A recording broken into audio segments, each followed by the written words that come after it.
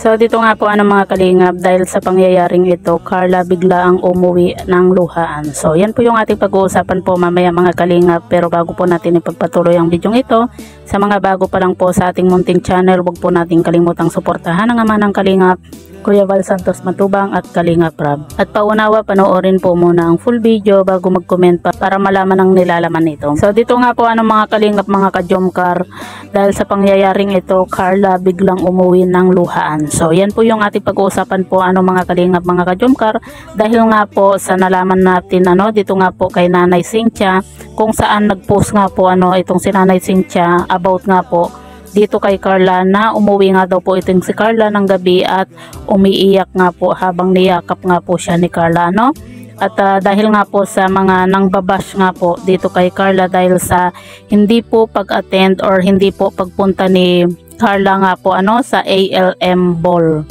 Dahil nga po sa masama daw po ang pakiramdam nga po ni Carla mga kalingap. At ito po mga kalingap, mga ka-jomcar, basahin po natin yung post nga po ni Nanay Cynthia kung saan sabi nga po niya dito, sana po maintindihan ninyo ang anak kong si Carla. Kasi hindi sa lahat ng oras malakas siya. Umuwi siya ngayong gabi, umiiyak, niyakap ako kasi masama daw ang pakiramdam niya. Tapos panay daw ang chat sa kanya ng mga basher na siya daw ang sisira sa jomcar. Nagpaalam po siya kay Kalingap Rab ng maayos na hindi siya makaka-attend ng ALM ball. Sa mga basher dyan, ba't kayo ganyan? Perfecto ba kayong tao?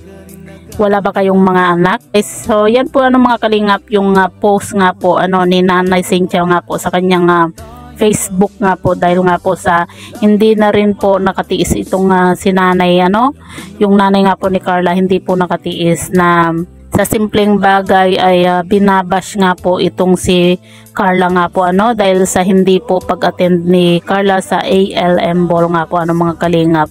Tama naman po mga kalingap itong si nanay nga po, dahil nga po sa hindi naman po sa lahat ng oras mga kalingap ay malakas po tayo siguro intindihin na lang po natin itong si Carla, dahil hindi naman po kagustuhan ni Carla na magkasakit po siya mga kalingap. Sino naman po ang hindi, di ba?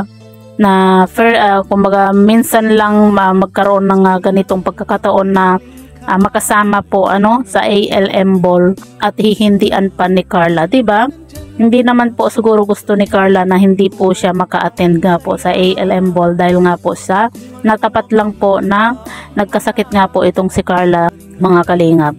Kasi kung matatandaan po natin mga kalingap, itong si Carla nga po ay nabalitaan po natin na umiinom po siya ng sleeping pills para lang po makatulog. Dahil sa nahihirapan nga daw po itong makatulog nga po mga kalingap. Kaya sana wag po nating i-bash itong si Carla nga po mga kalingap. Dahil lang po sa hindi po niya pag-attend sa ALM ball nga po kasi nagpaalam naman po siya ng maayos kay Kalingap Rab, kaya wala naman pong problema doon mga kalingap. Ang problema po doon kung hindi nagpaalam itong si Carla kay Kalingap Rab na hindi a-attend, tapos naghihintay sila sa wala, di ba?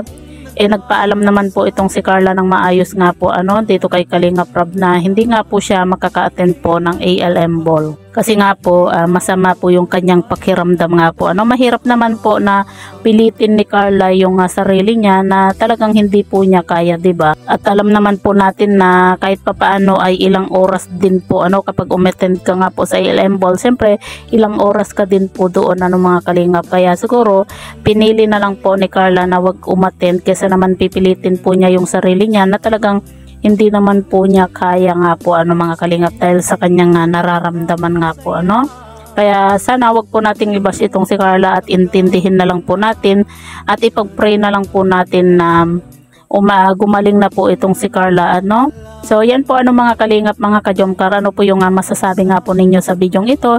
I-comment nyo lang po sa ibaba at babasahin po natin isa-isa.